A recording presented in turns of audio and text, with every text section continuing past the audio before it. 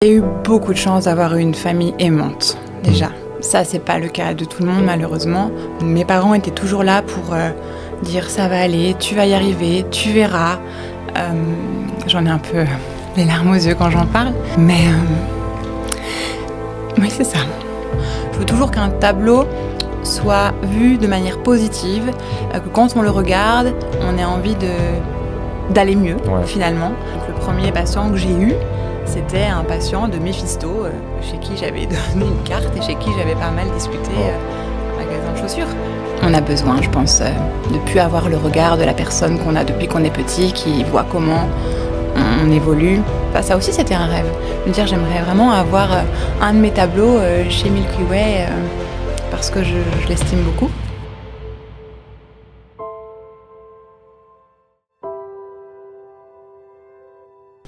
Alors, aujourd'hui, on a le plaisir d'accueillir Julie Grolot. Merci d'avoir accepté l'invitation. Merci de me recevoir. Avec grand plaisir. Alors, petite présentation que je vais faire de toi. Donc, pour ceux qui ne savent pas, tu es podologue de profession. Oui, c'est ça. Tu es artiste peintre, Oui. entrepreneur, investisseur en immobilier et maman. Oui. Donc, plusieurs casquettes et ça va être intéressant justement d'en parler parce que c'est rare les personnes qui justement gardent leur métier. Et toi, tu as un métier assez scientifique de podologue et à côté de ça, tu es artiste peintre. Donc, ça va être intéressant d'en parler. Mais avant ça, on va un petit peu revenir sur ton parcours, si tu veux bien. Bien sûr. Donc ici, pour démarrer, parle-moi un petit peu de ton enfance, parce que tu es né en Normandie, tu n'es pas belge d'origine. Donc, explique-nous un petit peu qui était Julie quand elle était enfant et de quoi elle rêvait.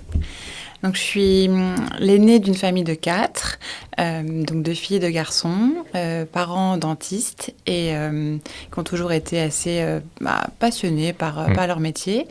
Et à côté de ça, il y avait une branche un peu artistique. Mon père peignait souvent. J'étais même assez éblouie quand il faisait un tableau en une journée. C'est vrai ? Enfin, c'était dingue.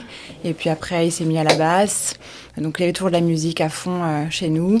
Donc c'est ça, un milieu assez artistique, mais une petite fille qui n'avait pas confiance en elle, c'était sans arrêt, ça revenait à chaque bulletin scolaire. Et donc du coup, j'ai essayé de travailler ça comme je pouvais, mais encore même à 18 ans, Julie manque de confiance en elle. Et puis finalement, c'est les échecs qui m'ont fait prendre confiance en moi, étonnamment, avec le temps. Donc l'échec en médecine, l'échec, comment dire, des échecs de la vie, tout simplement. J'ai eu aussi des soucis à l'école, un petit peu de harcèlement, pas énormément, mais ça fait partie de mon parcours et qui m'a appris à me battre de plus en plus. Et aujourd'hui, je pense que j'ai un peu une revanche par rapport à ceux qui me trouvaient peut-être pas assez intelligente ou on se moquait de moi parce que j'arrivais pas à résoudre un problème de maths à l'école. Ça a été un peu une souffrance. On m'appelait le Kit Kat en terminale parce que j'avais que des 4 en physique. Et finalement, ça a simplement été grâce à une professeure de terminale qui a réussi à me donner confiance en moi, qui avait une meilleure pédagogie et qui a fait que j'ai eu 16 au bac. Voilà. Wow. Donc finalement, je passais de 4 à 16. Donc grâce à une prof de l'école, enfin du lycée. C'est fou parce que quand on voit tout ce que tu fais aujourd'hui, tous les accomplissements, on ne se rend pas compte que tu as eu une enfance où tu avais un manque de confiance en toi. Et comment tu te construis dans ton enfance et ton adolescence pour déjà réussir à surmonter les échecs dont tu as fait face? Parce que souvent, on entend souvent les gens qui disent dès qu'ils ont un échec, ils abandonnent. Et du coup, ils restent dans leur manque de confiance. Comment est-ce que toi, tu t'es construite par rapport à ça? J'ai eu beaucoup de chance d'avoir eu une famille aimante, déjà. Ça, c'est pas le cas de tout le monde, malheureusement. Donc là-dessus, c'est une chance. Mes parents étaient toujours là pour dire « ça va aller, tu vas y arriver, tu verras ». J'en ai un peu les larmes aux yeux quand j'en parle. Mais oui, c'est ça. Pardon. Désolée. T'inquiète pas. C'est ça, c'est les gens autour de moi qui m'ont donné confiance en moi. Même ça pouvait être des amis qui n'ont pas été sympas forcément avec moi. Du coup, je change de groupe et j'ai d'autres personnes qui vont me donner confiance. Et c'est pour ça qu'au fur et à mesure, on apprend sur le tas, on encaisse. La vie est difficile. Et donc, c'est à nous de la rendre positive. C'est beaucoup plus facile de se dire, ah bah oui, ça va pas. Il y a toujours pire que nous. Tant qu'on est en bonne santé, qu'on a ses parents, qu'on n'a pas perdu un proche. Donc, j'avais pas à me plaindre par rapport à ça. Donc, ouais, c'est comme ça. C'est quelque part une grosse force mentale de penser comme ça. Parce que même s'il y a pire, au final, on vit ce qu'on vit, quoi. Donc, c'est vraiment une grosse force mentale. Parce que malgré que tu dis que tu avais un manque de confiance, tu avais quand même confiance en... Enfin, tu avais comme un genre de mindset, au final. Une force, que ma mère m'a toujours dit. Ouais. En gros, quand... pareil, donc j'avais du mal à l'école. Donc, mon frère cadet, donc le deuxième, Benjamin, lui, il est HPI. Donc, c'est-à-dire au potentiel intellectuel. Il a été diagnostiqué il n'y a pas très longtemps. Ce qui nous a permis aussi de mieux le comprendre au sein de la famille. Donc lui, ça n'a pas été facile non plus pour lui. Et donc du coup, lui, il avait beau pas travailler, il avait 19 de moyenne. Ouais. Moi, je travaillais jusqu'à 22, 23 heures. J'avais à peine 12. Si on avait eu un contrôle, une interrogation écrite surprise, si j'avais pas révisé, je sais que j'aurais eu 0. Ouais. Même si j'avais écouté pendant le cours. Donc c'est là où on avait vraiment une différence tous les deux. Et donc, ma mère avait même peur que je m'épuise avec le temps à force de travailler comme ça. Et puis finalement, aujourd'hui, je pense que j'ai besoin de travailler. J'aime ça. Et donc, je me suis rendu compte que si j'ai pas un objectif à atteindre, ou si j'ai déjà atteint un objectif, j'ai besoin de toujours plus. Donc là, mon rêve de petite fille, c'était d'avoir un métier dans le médical, de pouvoir recevoir mes patients, mes propres patients, d'être reconnue par ma patientèle, d'apporter du bon soin. Pourquoi podologue aussi? Parce que je voulais un métier minutieux. Le patient arrive chez toi, il a mal, et donc souvent, il repart, il a beaucoup moins mal. Ça dépend des pathologies, bien sûr, mais voilà, c'est ça. Et du coup, j'en ai perdu le fil de ma pensée. Et du coup, tu as réussi à devenir podologue, du coup. Et voilà, du coup, j'ai réussi à devenir podologue. C'est combien d'années d'études, podologue? C'est court, finalement. C'est 3 ans. Okay. Donc, nous, en France, j'avais passé 2 ans de médecine, donc, que je n'ai pas eu, parce que je voulais être dentiste à la base. Ensuite, donc... j'ai dû chercher le métier qui correspondait le plus au métier de dentiste et étonnamment, c'était podologue parce qu'on utilise des fraises, on utilise des appareillages qui font que ça ressemble plus au métier de dentiste. Et j'adore mon métier aujourd'hui et je suis ravie d'être podologue et pas dentiste finalement. Je crois même que je préférerais. Donc comme quoi la vie parfois fait bien les choses. Il faut se laisser guider par l'instinct, par la vie. Et donc j'en suis ravie. Et donc mon rêve c'était de devenir, chef de service. Et encore ça c'était le rêve ultime qui est arrivé aujourd'hui. Mais j'allais dire, aujourd'hui tu es chef de service du coup. Voilà, donc j'ai mon équipe de podologues au sein d'une clinique que j'adore. Enfin, c'était quand je suis arrivée en Belgique, quand j'ai vu cette clinique-là, je me suis dit, mais c'est là où je veux aller. Donc, j'ai tout donné pour l'entretien. J'avais préparé une farde avec toutes mes motivations pour la clinique, ma manière de penser en podologie. Et donc, au moment de l'entretien, le chef de service et le directeur de la clinique feuilletaient mon petit magazine, on va dire, ma petite farde. Et donc, j'ai même été jusqu'à la couleur du dos de la farde qui reprenait la couleur du service orthopédie. Donc, j'avais même été loin. En parlant de artistique, j'ai même intégré peut-être inconsciemment dans cette farde pour avoir cet entretien. Et puis, à la fin de l'entretien, ils m'ont dit « C'est excellent, on vous attend, quand est-ce que vous pouvez venir ?» Et ça, j'y croyais pas. Incroyable. Voilà. Wow. Donc, ils m'ont laissé la chance de pouvoir développer la podologie au sein du Chirec. Et du coup, aujourd'hui, j'en suis ravie et ça fonctionne bien. Et donc, j'ai mes autres collaboratrices. Et voilà, donc mon rêve de petite fille a été réalisé aujourd'hui. J'ai 35 ans. Et c'est là où parfois, j'ai besoin de plus, finalement. Qu'est-ce que je fais ? J'ai eu mon rêve. Quoi faire ? Mais est-ce que tu ne penses pas que justement... tout ça, c'est parce qu'on met souvent le point sur l'intelligence, mais au final, c'est plus une question de volonté au final et de détermination que d'intelligence. Dans le sens où, moi, je suis un peu dans le même cas que toi. Quand à l'école, c'était assez catastrophique. Et au final, aujourd'hui, je suis entrepreneur, je fais un peu ce que j'aime faire, quoi. Oui. Et tu as des gens qui avaient d'excellents points à l'époque, qui maintenant ont des métiers où ça n'allait même pas avoir la valeur, etc. Oui, tout à fait. Donc au final... on va en parler, hein, mais on a tendance à mettre beaucoup dans des cases, mettre des étiquettes, alors qu'au final, ça ne dévoile pas vraiment le potentiel d'un enfant ou d'un adolescent, quoi. Tout à fait. Ok, et du coup, à quel moment parce que du coup, tu es d'origine française, de Normandie, à quel moment tu décides de venir en Belgique et pourquoi? Alors ça, c'est la vie qui fait les choses. Donc après mes études de podologie, j'ai eu la chance d'avoir un mentor à Rouen en Normandie qui m'a beaucoup appris en podologie. J'étais dans une superbe clinique, très moderne, etc. Et je rencontre mon amoureux, Charlie. Voilà. Et donc, qui lui est belge du coup. Alors, arrière-grand-parent belge, mais qui est français. Okay. Et donc, on s'est rencontrés en Normandie. Et au moment où on s'est rencontrés, il avait pour objectif de repartir en Belgique. Okay. Voilà, parce qu'il avait déjà vécu un peu et donc il aimait vraiment Bruxelles.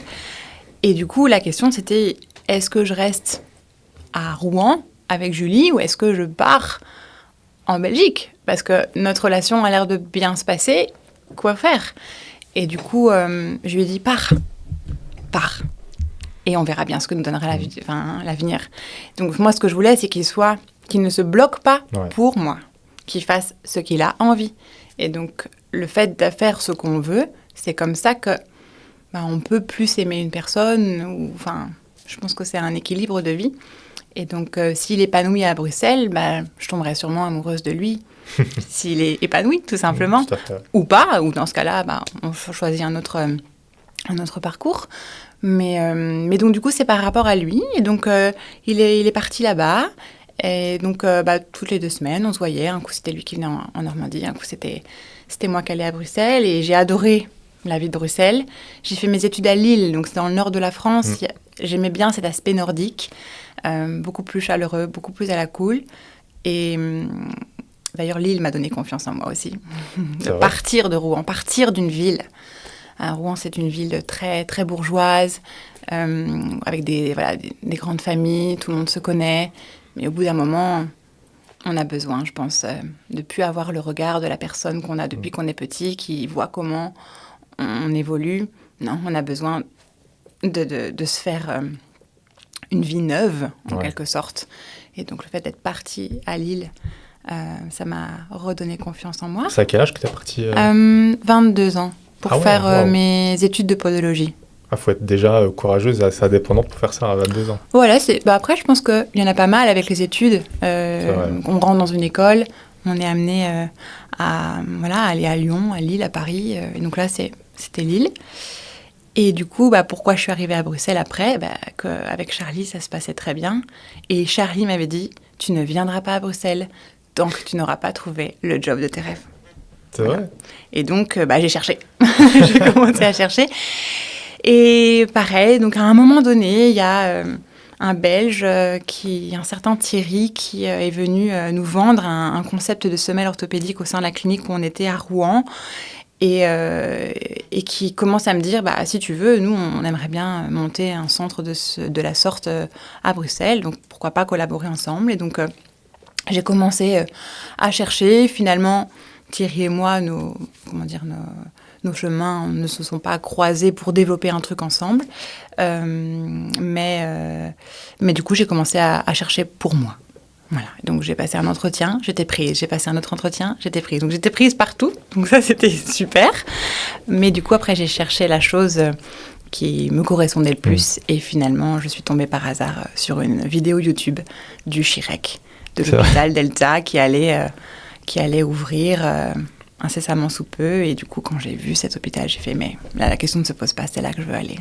Et donc, du coup, j'ai eu l'entretien. Je suis arrivée le 1er janvier 2018. On a emménagé avec mon conjoint et tout est bien qui finit bien, on va dire. Ouais. Parce qu'après, pareil, la question en tant que jeune, que j'avais 28 ans à l'époque, c'est est-ce que je l'aime? Est-ce que ça va bien se passer? Et donc, du coup, ce que je me disais, j'aime la ville déjà, j'aime l'endroit où je vais travailler. Au pire, si ça se passe pas bien avec mon conjoint, on se séparera, ou je reviendrai à Rouen, ou je sais qu'on m'attendra aussi. Enfin, j'aurai toujours une solution, je trouverai. Et puis voilà, finalement tout se passe bien. Et du coup, c'est mon fiancé et nous avons un petit garçon ensemble. Voilà. Quel âge? 2 ans et demi. Ah, waouh. Incroyable. Ouais. Bah, franchement, génial. Et qu'est-ce qui t'a plu à Bruxelles par rapport à la Normandie, etc. Déjà que ce soit une capitale. J'ai toujours été assez citadine. Mon père m'appelait la petite parisienne quand j'étais petite, pardon.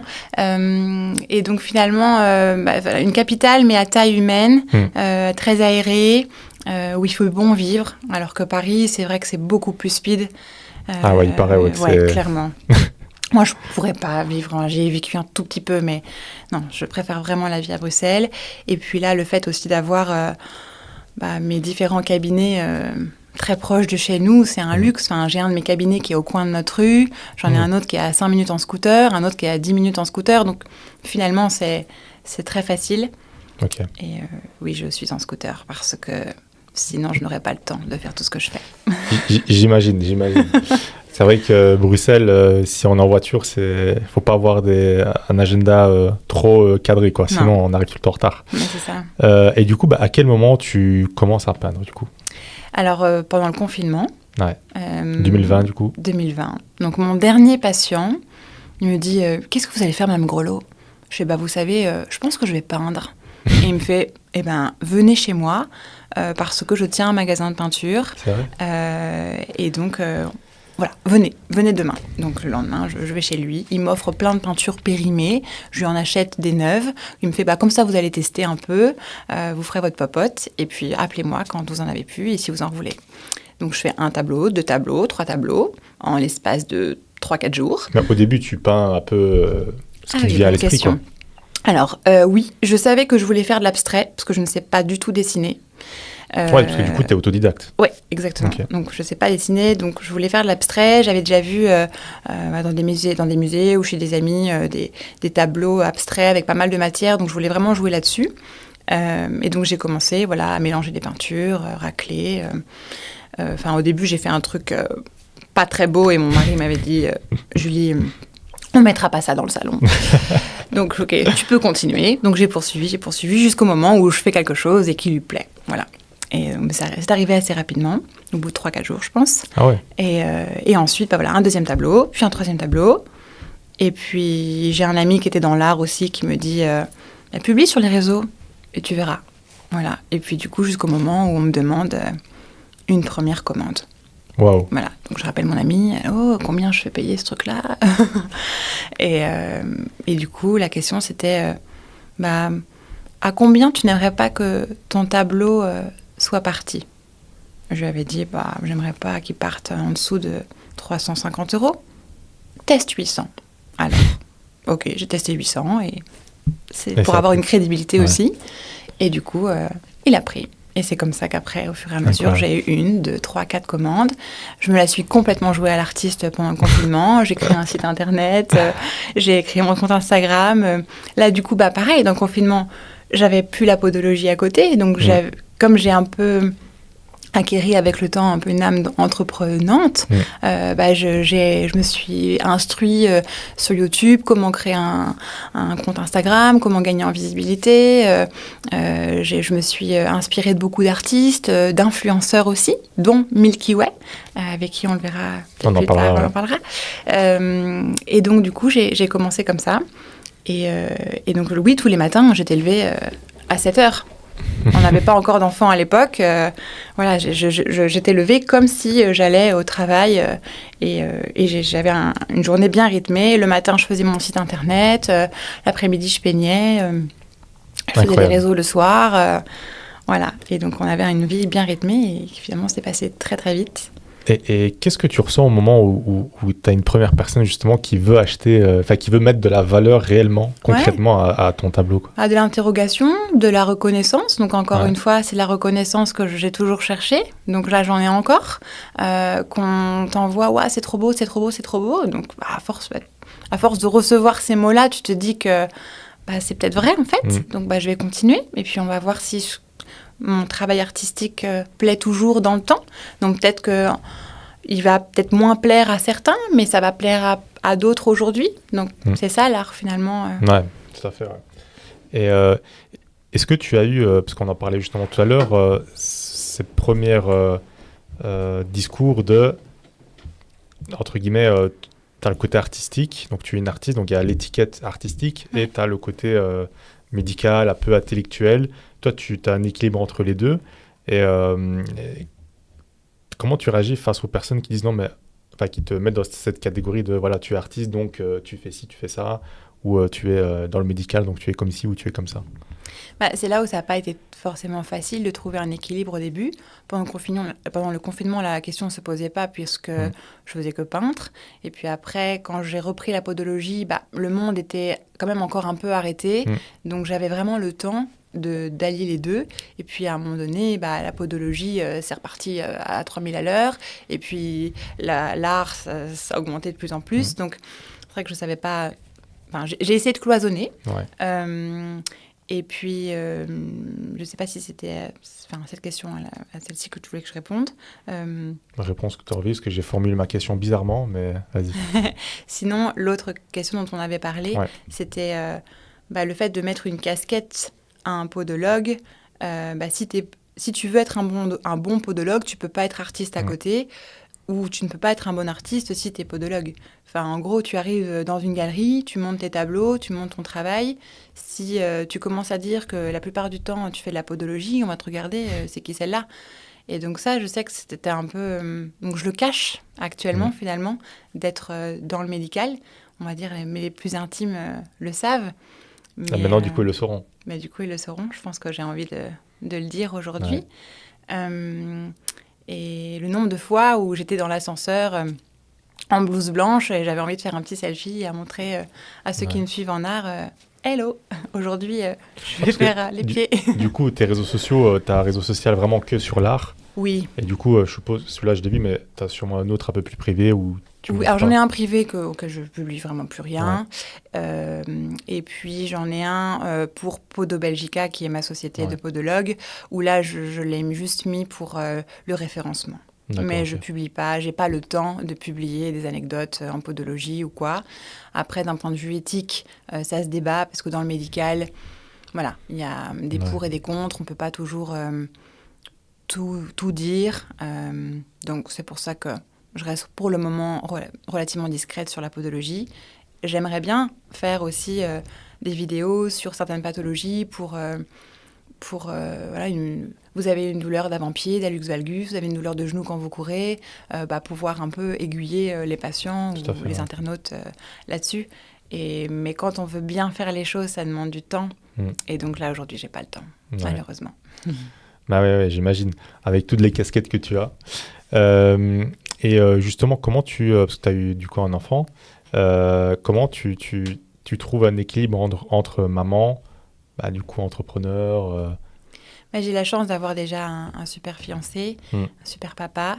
Donc on a réussi aujourd'hui dans notre emploi du temps à se dire aujourd'hui c'est toi qui l'amènes à la crèche, aujourd'hui c'est moi. Pareil, parfois donc, dans notre couple, on a besoin de liberté. Donc il n'y a pas de jalousie. Ça, moi, je trouve que ne pas avoir de jalousie dans un couple, c'est la clé de la réussite d'un couple.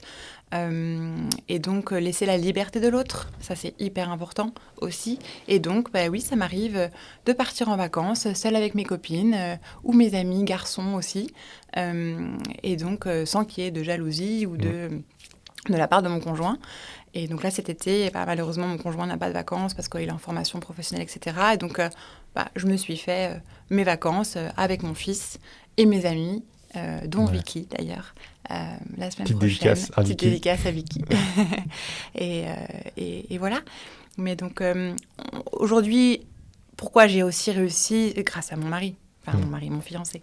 Mais on dit souvent derrière chaque grand homme il y a une femme, mais on peut dire aussi derrière chaque grande femme il y a aussi un homme. On peut le dire dans les deux. Je lui dois énormément. C'est vrai que c'est important aujourd'hui d'avoir un entourage, notamment si on est en couple, d'avoir un mari ou une femme qui est là aussi pour soutenir. Ouais. C'est comme tu as dit, c'est l'équilibre qu'il faut pour pouvoir réussir. Ouais. Et à quel moment tu te lances dans l'entrepreneuriat? Parce que du coup, le métier de podologue, t'as démarré directement indépendante ou pas? Alors, en gros, en France, je savais que quand je sortais d'école, j'étais une mauvaise podologue. Donc, tout le monde me parlait d'un certain Eric Held à Rouen. Et donc, je me suis dit, je vais aller le voir au culot, je vais l'appeler. Et puis, finalement, on a eu un entretien qui s'est fait tout à fait on va dire, normalement, naturellement. Et puis, il m'a proposé d'être son associé directement. Donc, finalement, ça a été une grande chance à la sortie de l'école. Il m'a tout appris. Et puis après, la vie a fait que j'ai atterri à Bruxelles. Alors, quand je suis sortie d'école, j'avais un statut d'indépendant, mais j'étais pas vraiment entreprenante. Enfin, c'était vraiment via Eric Held, via ce podologue-là, qui lui était le chef d'entreprise, l'entrepreneur, et du coup, il avait ses collaborateurs qui étaient nous. Et du coup, j'ai appris par lui comment devenir chef d'entreprise. Et donc, au moment où je suis partie à Bruxelles, j'avais toutes les clés un peu en main. Je connaissais bien mon métier. J'avais, on va dire, vu comment il fonctionnait pour être chef d'entreprise. Comme je suis plutôt quelqu'un de battant, ça m'a un peu excitée, entre guillemets. Et donc, du coup, voilà, dès que j'ai eu la possibilité de travailler au Chirec, il y avait 2-3 mois de latente entre que j'ai commencé en mars, je suis arrivée en janvier. Donc, j'avais rien à faire là entre janvier et mars. Qu'est-ce que j'ai fait ? J'ai été distribuer des cartes à toutes les pharmacies, aller dans les magasins de chaussures, faire du bénévolat chez ASICS pour faire des analyses de courses. Donc, je leur ai vendu un panel de chaussures de course. Je n'étais pas payée, mais je préférais faire quelque chose, d'être utile, de me faire voir, on va dire, qu'on me voit, qu'on m'entende, qu'on écoute mes conseils, et puis du coup, au fur et à mesure, créer sa patientèle via son dynamisme. Et donc, le premier patient que j'ai eu, c'était un patient de Mephisto, chez qui j'avais donné une carte et chez qui j'avais pas mal discuté un magasin de chaussures. Voilà. Et puis, donc, au début, j'avais 1 patient par semaine, puis après 2 patients par semaine. Donc, au début, oui, ça fait toujours peur, mais j'ai accepté ça. Et parfois, aujourd'hui, les nouveaux collaborateurs n'acceptent pas forcément. Il faut accepter le temps, prendre le temps. Et donc, justement, quand on a le temps, on prend le temps de faire bien les choses. On prend le temps pour ses patients. Donc, ça m'est déjà arrivé de passer 2 heures pour un patient, justement, pour être encore plus là pour lui, tant que je le pouvais. Aujourd'hui, non. Il faut avoir une certaine patience, c'est vrai. Et est-ce que tu as eu des difficultés que tu as dû surmonter, que ce soit dans le milieu artistique ou en tant que chef d'entreprise, que tu peux nous partager un petit peu et peut-être donner un conseil sur ça ? Oui, j'ai eu une très très grosse difficulté cette année. En gros, donc il y a une collaboratrice que j'avais pris à la sortie d'école. Je lui ai tout appris, beaucoup appris en tout cas. Tout se passait très bien. Et en gros, au fur et à mesure du temps, elle me demandait toujours plus. Donc, être plus payée, être plus ceci, être plus cela, partir plus en vacances. Donc, moi, j'ai envie d'être une bonne chef d'entreprise. Donc, j'ai envie que mon salarié, mon collaborateur soit bien pour que il reste le plus longtemps possible avec moi. Donc, j'ai essayé vraiment de faire mon mieux. Après, donc, cette personne-là a voulu être salariée. Donc, je l'ai salariée l'année dernière. Alors, c'est très rare d'avoir un podologue salarié. Une infirmière va être salariée. Un podologue, ça se compte sûrement sur les doigts d'une main en Belgique. Et puis, c'est là où a commencé les problèmes. Donc, on pourra parler des problèmes qu'ont les salariés avec leur chef d'entreprise, on va dire. Et à l'inverse, il y a aussi, nous, en tant que chef d'entreprise, parfois, on est victime. Donc finalement, aujourd'hui, de cette expérience-là, donc qui a été vraiment très difficile pour le groupe, pour les patients aussi. Et donc ça, c'était très, très, très stressant. Donc c'est là où, en même temps, j'avais une exposition à l'Art for des Beaux-Arts à Bruxelles. Donc j'ai vraiment eu tout en même temps. Mon mari qui était en reconversion professionnelle, il était à l'école 19, donc c'est quelque chose... il faisait la piscine de l'école 19, c'était quand même assez hard. Donc on a eu tout en même temps, et c'est là où je me suis dit, oula, il va falloir que je me calme, parce que là, je vais vraiment mal finir. Et donc, j'ai réglé ces problèmes administratifs avec cette salariée. Je me suis aidée, d'une avocate, etc. Et donc, on a essayé de faire au mieux les choses pour tout le monde. Mais donc, en tout cas, aujourd'hui... ce que je peux recommander, c'est de ne pas trop se donner, malheureusement. En fait, de ne pas être trop gentil. Et ça, au fond de moi, je sais que je suis quelqu'un de gentil. Et c'est pour ça que parfois, on se fait bouffer. C'est malheureux. Je ferai sûrement encore d'autres erreurs. Mais c'est juste ça qui est malheureux, en fait. Tu veux être sympa et, en fait, on t'écrase. Et donc, je pense que là, à 35 ans, je vais essayer qu'on m'écrase un peu moins. Et je pense que là, il y a une case qui s'est cochée en plus ou qui a changé en tout cas chez moi, qui fait que là, je vais me protéger beaucoup plus. Ouais. Et cette expérience t'a permis de mieux gérer aujourd'hui ton travail de chef d'entreprise? Ah oui, j'ai énormément appris. Donc, je reste sur mes gardes. Voilà. Je reste à l'écoute, bien sûr. Je veux rester humaine et garder, on va dire, une sorte de collaboration à l'horizontale et pas à la verticale comme je ne l'ai jamais eu. Donc ça, je vais continuer ça.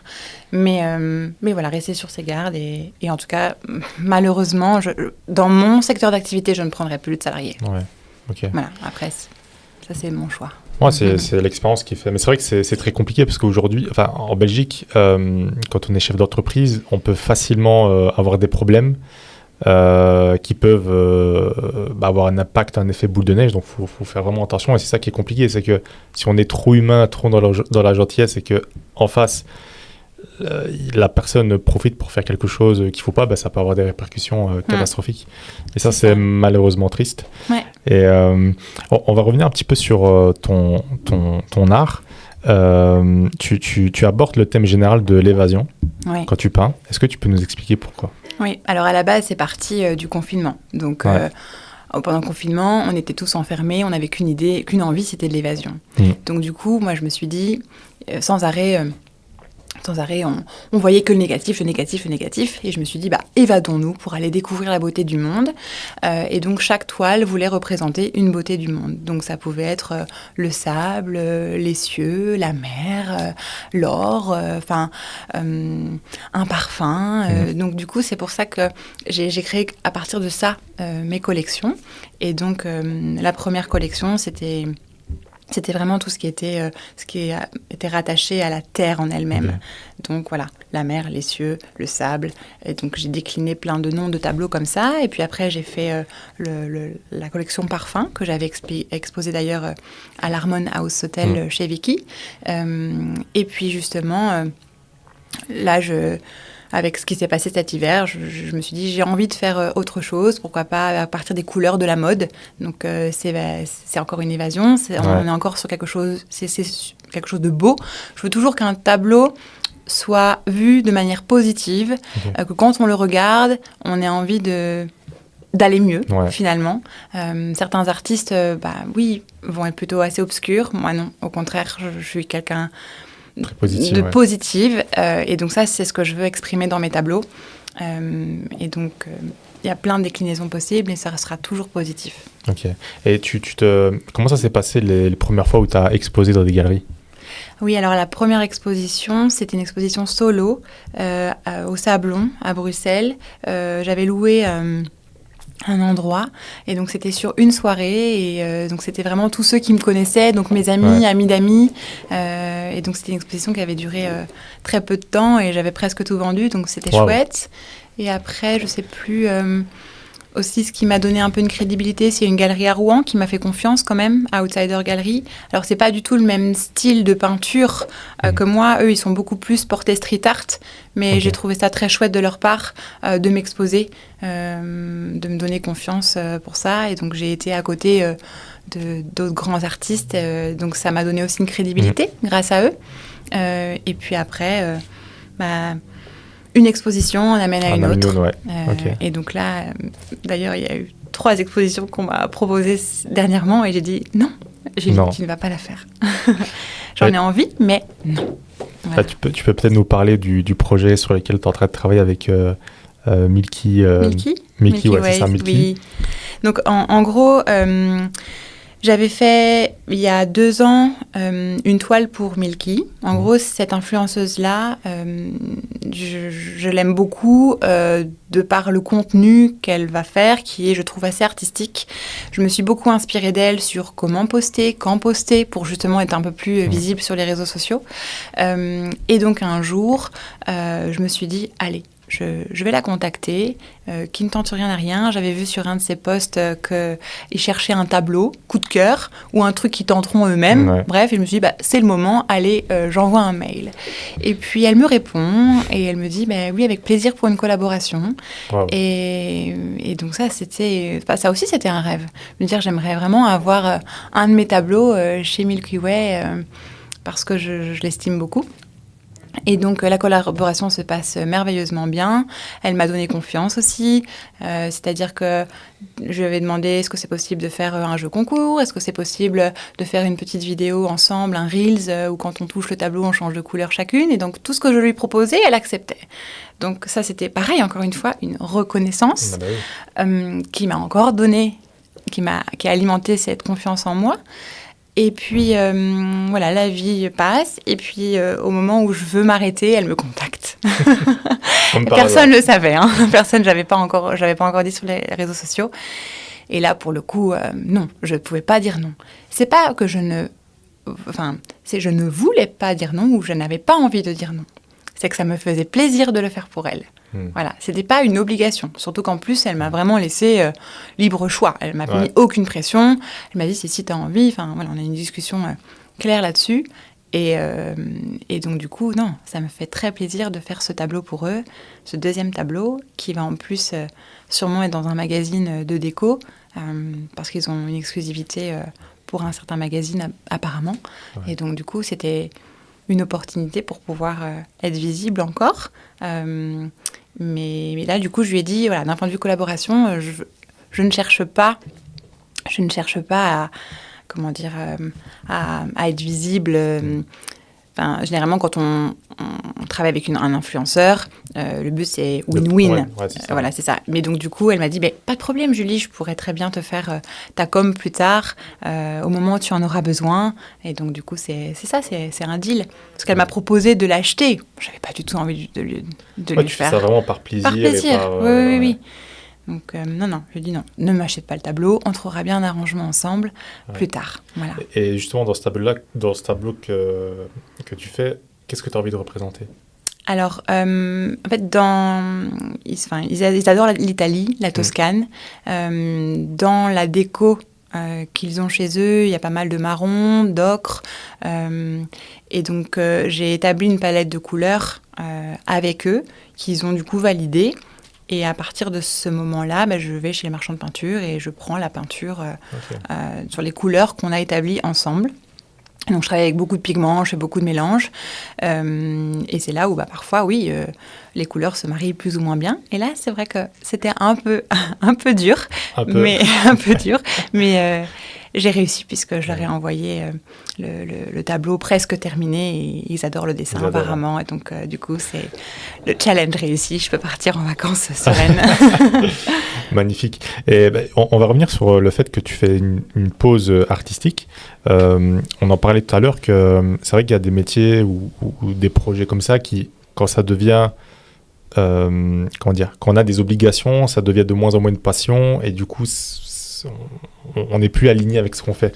Est-ce que tu peux nous en parler un petit peu ? Parce que je pense que c'est ça que tu as ressenti, quoi. En gros, là, comme il y a eu un trop par la podologie et qu'en même temps, j'avais énormément de demandes d'un point de vue artistique, et que je voyais que je faisais de la production artistique et plus de la création, du coup, je me suis dit, mais j'ai l'impression de faire toujours la même chose et je ne sais pas où aller. Ou alors, si je vais faire une autre expo, ça sera encore la même chose. Donc, je me suis dit, non, j'ai juste besoin de temps pour tester peut-être des nouvelles techniques, tester des nouvelles couleurs et prendre le temps de faire ça pour refaire justement une nouvelle collection un peu inédite qu'on attendra peut-être ou pas, j'en sais rien, le temps nous le dira.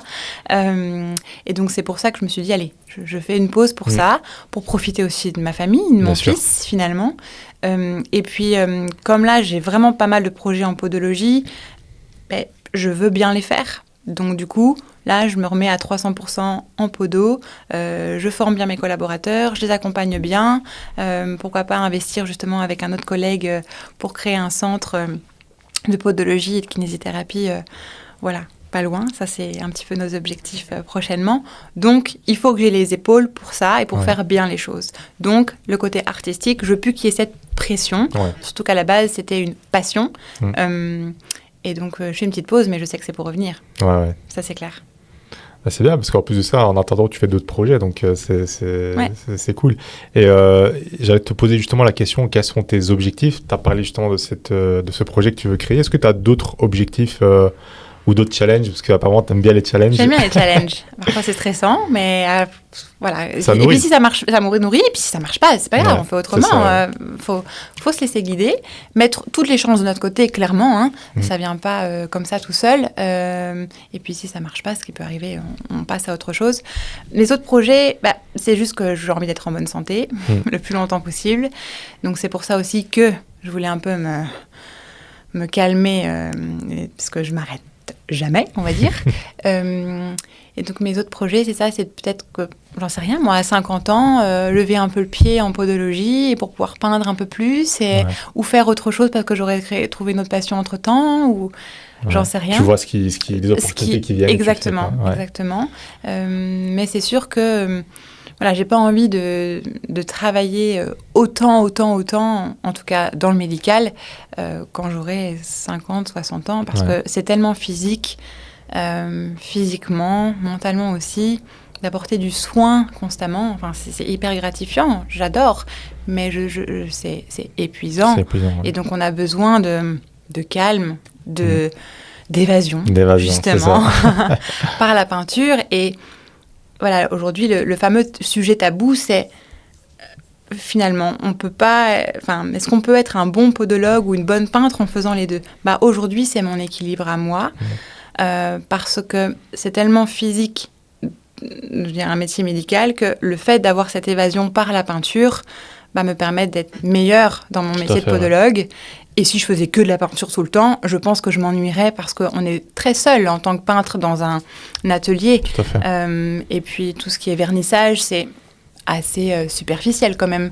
Donc le fait de donner du soin, de rencontrer 2 patients par heure minimum, c'est une nouvelle personnalité qu'on rencontre, qu'on découvre à chaque fois. Et c'est ça que j'aime et qui me nourrit pour peindre. Ah ouais, le parfait équilibre. Si tu devais... C'est souvent la question que je pose ici aux intervenants, c'est si tu devais donner 3 conseils à des jeunes qui veulent se lancer ou qui veulent lancer en tant qu'artiste, entrepreneur, peu importe, ou qui veulent simplement être inspirés, qu'est-ce que ce serait? Je pense que déjà le premier mot, c'est la détermination. Quand on veut, je pense qu'on peut. T'en es la preuve. Voilà. Après, bien sûr, chacun est différent, chacun a ses parcours de vie différents, financiers, pas financiers, etc. Mais je pense que, quand on veut, on peut. Après, le milieu artistique, c'est un milieu plus compliqué, c'est vrai. Sinon, tout le monde ne serait pas star, entre guillemets. Et après, encore une fois, est-ce que quand on veut être artiste, est-ce qu'on veut vraiment être une star? Est-ce que l'important, c'est de faire ce qu'on aime? Et je pense que quand on fait ce qu'on aime avec cœur, on y arrivera forcément. On n'est pas obligé d'être une Beyoncé aujourd'hui. Tout à fait. Ma petite sœur, par exemple, elle est vraiment partie dans le milieu artistique. Elle a fait une école de jazz, elle veut être chanteuse. La vie fait qu'elle est chroniqueuse dans le milieu musicale, mais elle veut pas oublier son objectif de chanter, de faire de la musique. C'est ce qu'elle aime. Et à la base, les parents avaient dit écoute, le milieu de la musique, c'est compliqué. Tu feras des études d'abord comme tout le monde. Donc, tu vas faire ta licence et puis après, on verra. Et en fait, à la fin de sa licence, elle pleurait. Elle n'était pas épanouie. Oui. Et donc, du coup, les parents ont dit allez, vas-y, va faire la musique. On se donne 2 ans et puis on voit ce que ça donne. Et en fait, je vois toute l'énergie qu'elle donne. Pour ça, elle est épanouie. Elle a du coup plein de concerts. Elle a fait la Cigale à Paris il n'y a pas longtemps. Et donc, du coup, je pense que elle cherche pas. Elle avait même dit à mes parents, moi, je m'en fiche. Je veux pas être une Beyoncé. Je veux simplement chanter. Et même si je suis chanteuse pour un mariage, ce sera très bien. Et je serais contente. Et donc, le fait d'entendre ça, tu te dis, chante ma puce, vas-y. Et finalement, aujourd'hui, oui, elle fait des mariages, mais elle fait beaucoup plus que ça. Et donc, oui, elle n'est pas encore forcément connue, mais en tout cas, elle s'éclate et elle est connue dans son petit milieu artistique. Et puis, du coup, ce qui lui a donné d'autres opportunités, donc de chroniqueuse. Et voilà. Donc, en gros, c'est la détermination et de faire ce qui nous plaît. Ouais, très important. Voilà. Après, oui, il y a l'aspect financier à côté. Toujours. Clairement, toujours. Bon, ça, il ne faut pas non plus se leurrer. Mais donc après, les 2 autres mots, donc détermination. Détermination, faire ce qu'on aime. Faire ce qu'on aime. Et puis, pas quelque chose d'éthique, j'aurais envie de dire. Mais être aligné avec ses valeurs. Ouais, exactement. Okay. Et c'est marrant parce qu'à travers ton histoire, on a l'impression que c'est souvent des chances, des opportunités. Est-ce que tu ne penses pas que c'est autre chose que ça? C'est que, certains croient à des choses ou pas, mais on a l'impression qu'il y a toujours eu des petits coups de pouce de l'univers, de peu importe, c'est un peu ça comme on veut, qui ont fait que tu as fait des choses qui t'ont permis d'apprendre et de faire des choses qui t'épanouissent. C'est sûr que j'ai une bonne étoile, ça c'est sûr, mais vraiment, on n'a pas rien sans rien. C'est le travail, vraiment. Pareil, pourquoi aujourd'hui j'ai la chance d'être reconnue en podologie? C'est parce que je compte pas mes heures. Au début, quand j'ai commencé au Chirec, je faisais du 8h, 20h, parfois 22h. Voilà. Donc j'allais dans les chambres, j'allais voir les patients, je comptais pas mes heures. Aujourd'hui, comme j'ai une reconnaissance et que j'ai la possibilité d'avoir une équipe, je délègue. Déléguer, d'ailleurs, n'est pas toujours facile. Ah non, très compliqué. Voilà, donner confiance à l'autre. Ça, c'est hyper important. Et aujourd'hui, je le fais. Ouais. Et en tout cas, j'en suis ravie.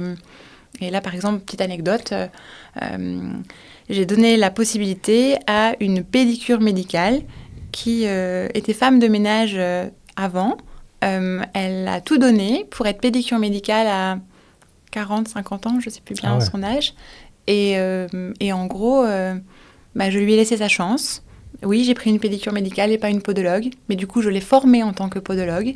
Comme ça nous décharge de tous les soins plus simples, entre guillemets, vulgairement parlant. Et elle, du coup, elle est ravie. Et je lui ai laissé le temps d'apprendre. Alors oui, elle a peut-être fait des petites erreurs au début, mais comme dans tout métier. Bien sûr. Et c'est par les erreurs qu'on apprend. Et tant qu'on reste professionnel et à l'écoute du patient et à bien encadrer le patient, je pense qu'il n'y a pas de souci. Aujourd'hui, ça fait partie de mon équipe et j'en suis ravie. Wow. Eh bien, Julie, merci beaucoup pour ce parcours inspirant. Je pense vraiment que ça va toucher beaucoup de personnes parce que tu pars de quelqu'un qui a un manque de confiance en soi à quelqu'un qui fait plein de choses, enfin tout, j'aurais dire, même tu as parlé du fait que tu as créé ton site internet tout seul, que tu t'es formé tout seul, l'impature, tu es autodidacte, et aujourd'hui, même dans le domaine médical, tu es quelqu'un de reconnu, donc ça a vraiment inspiré beaucoup de personnes. Donc merci pour de t'être livré dans ce podcast. J'invite tout le monde à te suivre sur les réseaux sociaux. On va mettre le compte Insta. Tu as d'autres réseaux peut-être? C'est j.grolls, mon compte artistique. Et puis après, Podo Belgica, c'est ma société de podologie. Ok, voilà. On affichera tout. Tu as un site internet où il y a tes œuvres qui sont exposées aussi? C'est ça? Ouais. Super. Ouais. Merci beaucoup. Je te laisse un dernier mot. Merci pour votre gentillesse. Oui. Avec grand plaisir. Merci en tout cas de m'avoir donné l'opportunité de pouvoir parler, parce que c'est vous qui m'avez contacté et j'ai trouvé votre idée très chouette, votre type de podcast, j'y arrive jamais à le dire d'ailleurs, podcast, vraiment très intéressant et je pense que c'était un message que je ne savais pas comment faire passer et grâce à vous, j'ai pu le passer aujourd'hui. Merci beaucoup. Avec plaisir.